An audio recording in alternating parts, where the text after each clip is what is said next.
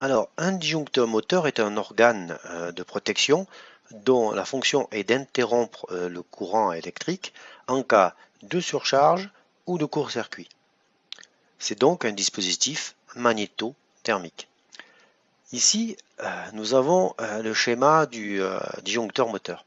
Ici, sur chaque phase, nous avons une protection magnétique et une protection thermique. Ces deux protections sont reliées à un mécanisme qui permet d'interrompre le courant électrique en cas de dysfonctionnement.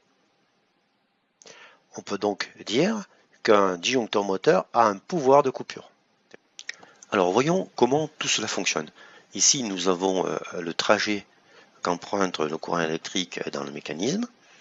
Nous avons notre protection magnétique contre les courts-circuits, le contact et la protection thermique contre les surintensités.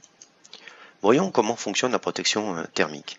Ici, nous avons le déclencheur thermique qui est constitué d'un bilame qui, en cas de surintensité, va chauffer par effet Joule et déclencher le mécanisme qui va ouvrir le contact. Alors, le seuil de déclenchement est réglable, on le sait, sur chaque disjoncteur moteur. On a un réglage ici calibré en ampères. Alors, il y a une plage de réglage, par exemple de 1 ampère à 4 ampères. Ce réglage doit être conforme à ce qui est noté sur la plaque signalétique du moteur. Si sur la plaque signalétique il est marqué un ampérage nominal 3 ampères, on doit le régler ici et ici par exemple à 3 ampères, ni plus ni moins.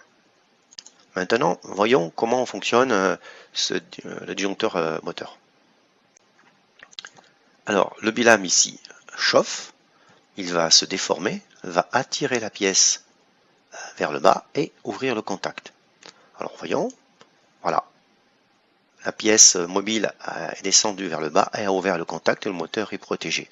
On peut revoir, ici le moteur fonctionne correctement, il chauffe anormalement, enfin du moins il force anormalement, le bilame chauffe, l'intensité réglée est dépassée et le disjoncteur moteur coupe le moteur et le protège.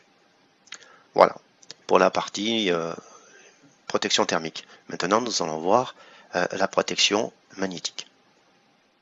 Maintenant, voyons comment fonctionne la protection magnétique.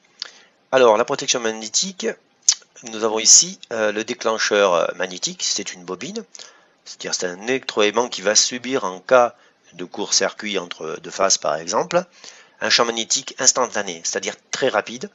Il va actionner cette pièce mobile qui, elle, va permettre l'ouverture du contact. Alors, voyons un peu comment ça fonctionne.